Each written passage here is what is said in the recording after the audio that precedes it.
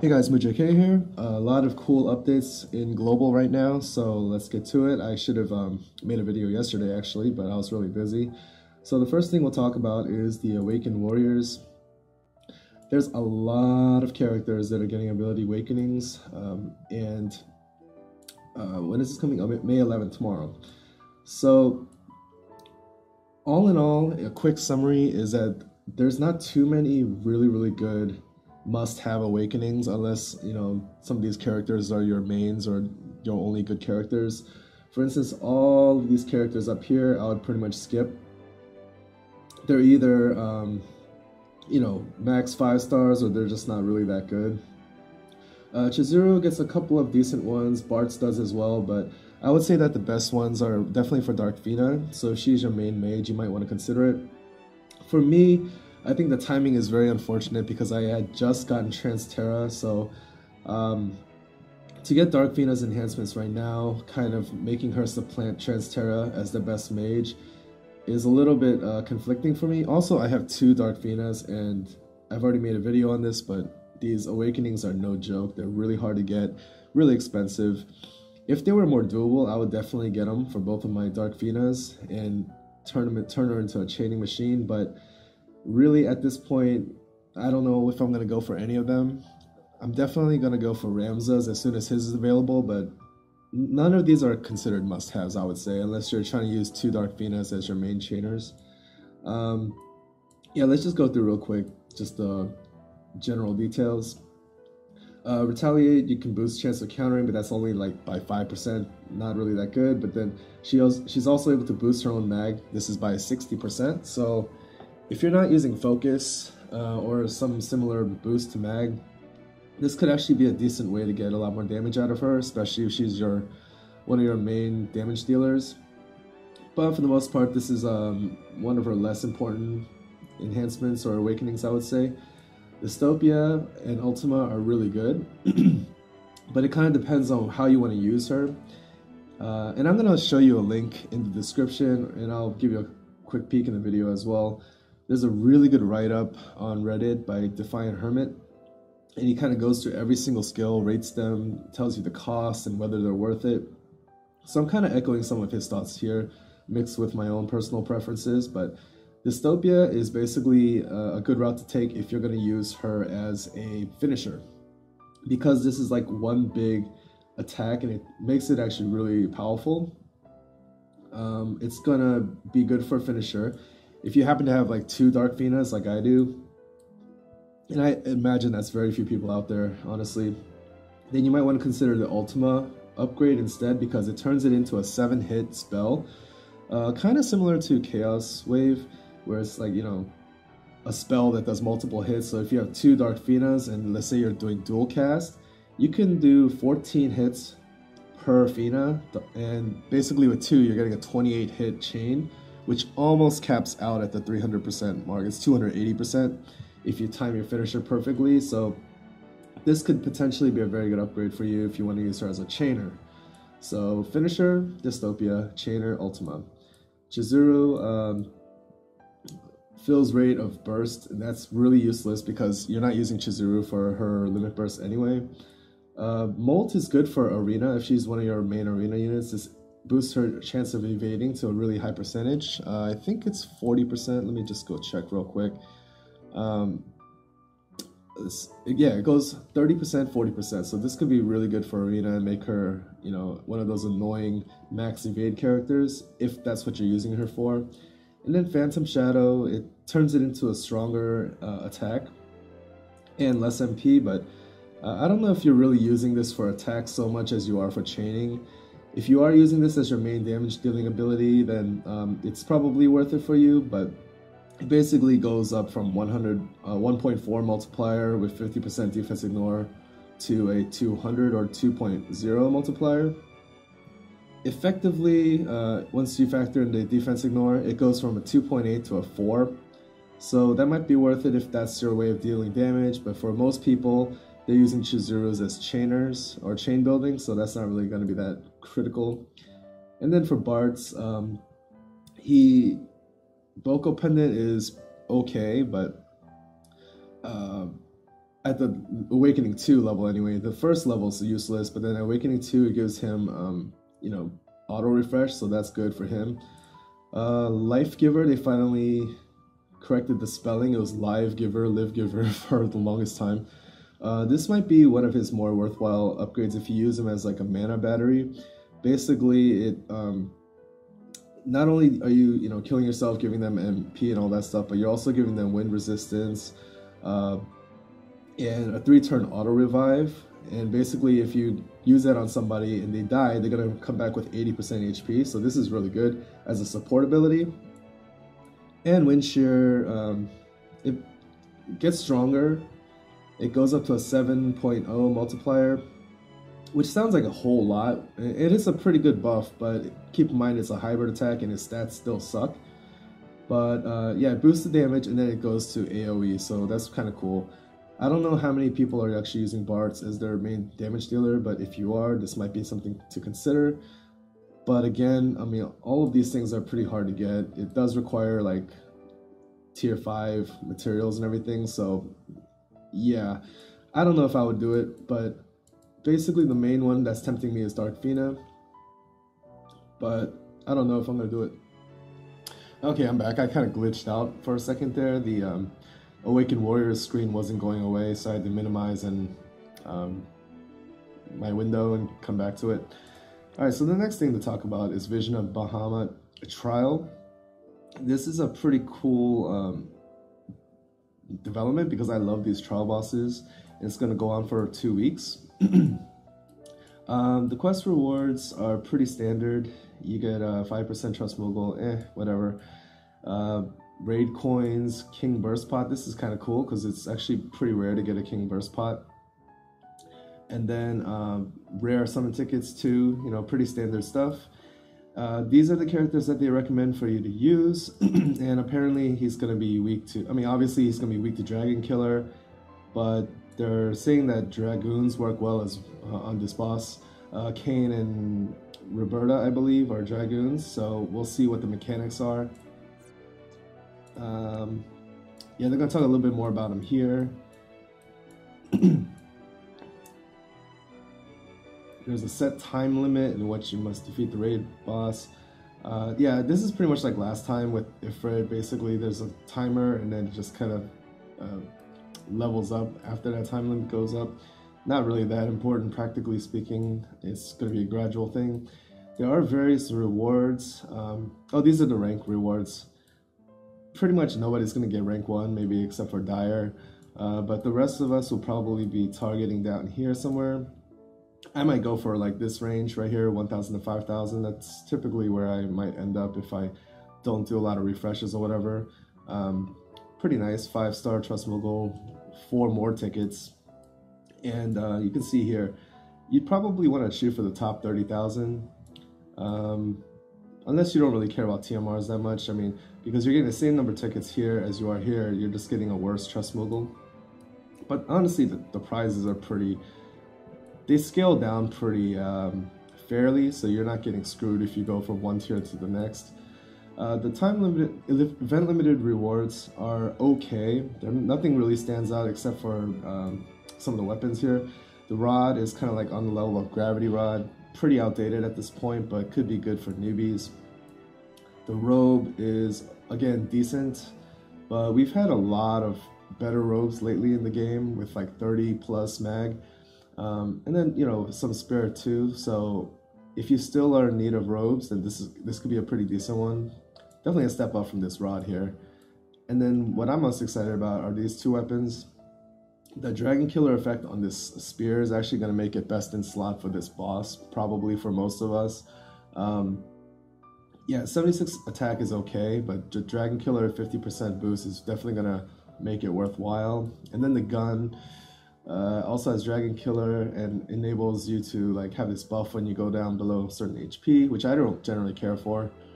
I'm trying to think like who would be able to really use this other than, I guess you could use Lightning with this, what's the name, Olive, and I don't know, maybe if you want to screw around Medius, but yeah, guns are typically pretty rare, but yeah, it's nice to have, but I don't know if I'm actually going to use it or not. And then you have some kind of like somewhat low-level materials that could be good for, you know, free-to-play players. This one is exactly the same as the Thancred materia or TMR that we had the last raid event, so this is pretty nice.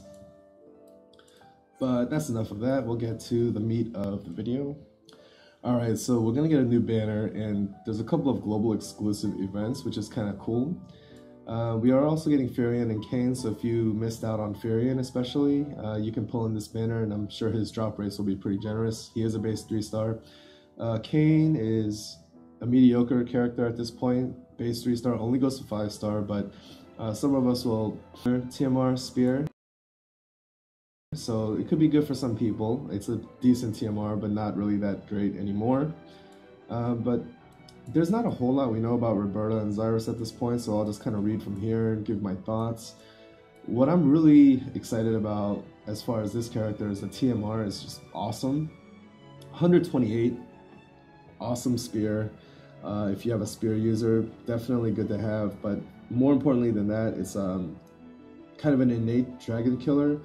But it seems like this will stack with other Dragon Killer materias and Esper effects or whatever. Actually, I don't know if Espers have Dragon Killer, but yeah, it will stack. So this is definitely going to be an awesome best-in-slot weapon against this particular boss and other dragons. Dragon Meister, again, kind of like a innate Dragon Killer. It also has Nullify Confuse. Recovery Jump, this sounds a lot like Noctis's ability, where Roberta will get a HP and MP restored. I'm assuming this is a girl? Not quite sure. I mean, from the name, it sounds like a girl. Crimson Death sounds like if you use Recovery Jump or Raging Thrust first, and we don't know what this really is right now, it's going to have different effects and attack more immediately, maybe. But I'm guessing from, and this is just pure speculation, that they're trying to make Dragoons actually viable in this game, because so far they've been pretty lackluster. The delay is just too great, the damage doesn't really make up for it, and the killer abilities don't tend to proc on the jump abilities, which is really weird. So I'm wondering if they're going to fix that this time around. The other character that most of us might actually have a chance of getting is Xyrus. He's a mage, and again, his TMR is pretty exciting. It has Mag 101, which makes this the second best rod in the game after Emperor's Rod. But what's cool about this is that it actually gives you like a killer plus effect through the magic damage, 75%. That's really, really good. Definitely one of its kind. So I would really love to pull this character just for that TMR. I would definitely put it on my mage and, you know, just wreak havoc with the damage. That's a lot of the extra damage. Innate dual cast, of course. A lot of the top tier mages have that now. And also boosts physical and magic damage against dragons innately, so this will stack. And then Blood Pulsar, magic damage and increased power with consecutive use. So this would be like your Dystopias and your other abilities that you just use consecutively. If you choose not to dual cast, this is going to be an MP efficient way to do a lot of damage without using a lot of, well, obviously without using a lot of MP, but also it's efficient in a long fight because you're going to actually be able to take advantage of the number of turns as it gets stronger and stronger. So I would actually love to pull this character, and yeah, I actually got some Google Play money so that I can get this character. I'm going to pretty much give up on Soze, by the way. He's just not worth it, and I've invested a lot into him already with the daily pulls and tickets, and it's just not worth it. So I'm going to save it for this guy. Definitely want to get Xyrus, especially for the TMR. And then Furion, as we know, is really good. He always comes in handy, like time to time, and he's good obviously because of his killer abilities. He has basically dual killers, 50% and 75% right here, so he has a total of 125% boost to damage, to dragons. And if you happen to, I mean, I don't know why you would do this, but if you happen to get like a TMR like this, with the extra dragon killer, because it's on a weapon and not on a Trustmaster reward, not on a materia or not innate, it would also stack, which is crazy. Or even just that free event spear that we're going to get. This is going to be a really good way to kill this boss. So I'm definitely going to use Furion for this event. And then Kane is what he is. He does have Dragon Killer. And there's some hint that Dragoons might be useful in this fight because we have two of them on the banner. Maybe it's to dodge like a really devastating attack, but we'll have to see what it is. But anyway, those are my thoughts pretty much on the banner. I'll just go really quickly and show you the Awakening page on Reddit. Okay, so this is the page I was talking about on Reddit by Defiant Hermit. Very, very useful stuff. Again, I'll link it in the description. And he goes through every one of these awakenings, or at least the relevant ones. He's not going to go into the terrible characters, I think. Or maybe he does, some of them. But Dark Fina, he talks about her first. You can see here, Ultima, the cost goes down. It gets stronger, actually. Spirit Ignore goes to 50%, basically doubling the damage. And then it also turns into a 7-hit attack, so you can chain with it. Really, really good stuff. I just wish that Awakenings were a little bit easier to do, but we'll see. If they start giving us events where you can actually farm these materials more reasonably, then I will definitely shoot to have this like a dual Dark Fina chaining monster, but as of now, I'm going to kind of wait back and see. Again, I talked about Retaliate and Dystopia already. Interesting note here, he says that when Retaliate triggers on Dark Fina, Dystopia loses the charging because basically that counts as her doing another ability. So that kind of sucks. I mean, if you're in a long fight, you're getting Dystopia up, the damage keeps going up and up with each turn, and then suddenly you Retaliate, you're going to start back from the first step. So that's kind of really annoying. You'd want to use a 100% provoke tank, which we don't have right now. Well, I guess you could use like Noctis for a turn or something. I really wish we had Warrior of Light at this point, but I could be missing something. But yeah, that's very important to note. Chizuru, as we talked about before, he's giving letter grades to all of these things, so that's pretty cool. Definitely makes her better in Arena than she already is. Talks about Delita. I don't know, the debuffs are really good, but I just wouldn't focus on a character like that unless he happens to be your only decent character. I don't know, but if he is your only decent character, I doubt that you can afford all these material to farm up all this stuff. So I don't know. I just really wish that they made it easier. Talk about Bart's here. We already talked about that. Snow, nothing of note. Snow's actually pretty terrible. I mean, they really have not done a good job of improving him enough. Laswell, yes, pretty terrible stuff. This passive damage boost or attack boost is okay, and it's pretty cheap, I guess. And apparently we're going to have a Laswell trial soon in the future, but for now I would definitely stay away. Not a priority at all. Garnet, this is basically turns her into a full raise, but she's a max 5-star character, so I don't care. Hope, again, King, all maxed out 5-star.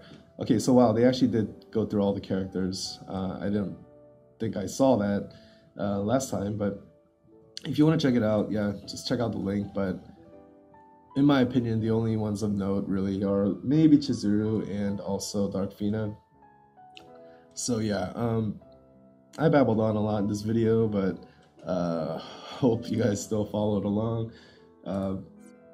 I don't know, I just wish I could get excited about all these awakenings, but it's just that they're just so hard to get, so I don't know if I'm going to do any of them. It's kind of anticlimactic, I know, but we'll see. But anyway, I am going to pull in the new banner coming up. I'm going to try to get that Xyrus Mage for the Rod especially, so, you know, stay tuned, and I'm really excited because I love raid events.